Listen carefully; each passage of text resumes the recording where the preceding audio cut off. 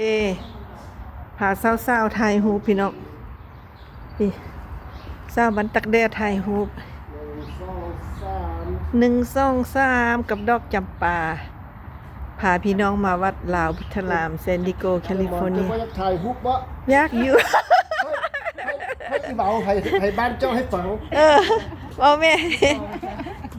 โอ้เจ้าอย่าเอาตีนมันบ่งามเด้บ่ต้องเอาตีนเด้อ ตีนบ่โอเค บ่เอาตีนเจ้ายิ้มแน่เจ้าถ่ายหั่นน่ะ1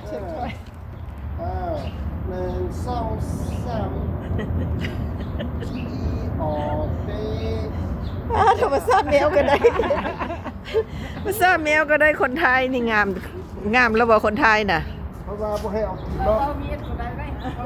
เอาเวียดก็ได้บ่โอ้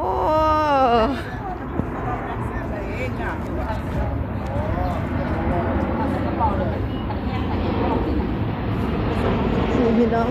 เชิญตู้มาที่สร้างวัดใหม่เด้อพี่น้องเด้อมันที่สร้างพัทสีมาใหม่นี่3 ชั้นเลยเชิญร่วมอนุโมทนาบุญนำเด้อคนละดอนซ่องดอนอุ้ยล้านคนได้ล้านดอนพี่น้องปลุกแล้วเลย thank you เด้อนี่อยู่ดีมีแฮงบ่ตู้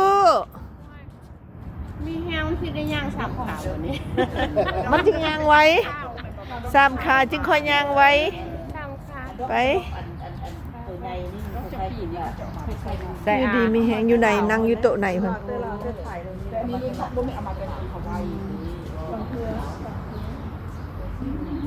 ตู้พ่อมขึ้นมาไล่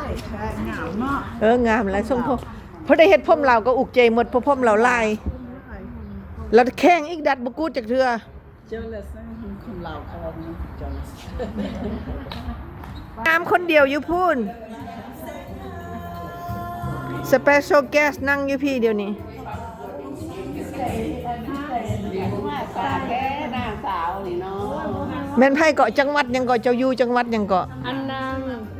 อยู่เมืองไทยวะเมืองไทยเมืองละเอียดแถวนั้นแม่นบ้านเขาหมดเลยไทย101บ่เฮาถามหาไผแล้วก็เฮาลืมละละเอียดไทยนี่ผู้สาวได้กินข้าวเล้งฝืนสาวแมสคิลเลอร์ได้นี่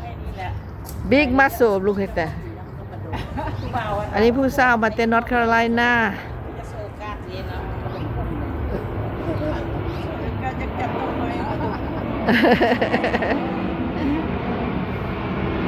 ผู้สาวมาแต่นอร์ทแคลิฟอร์เนียนี่นะมีแต่ผู้งามๆดอกจำปาเอาดอกยังใส่ผมพ่อเพิ่นแล้ววะข้อแรกกันแล้ว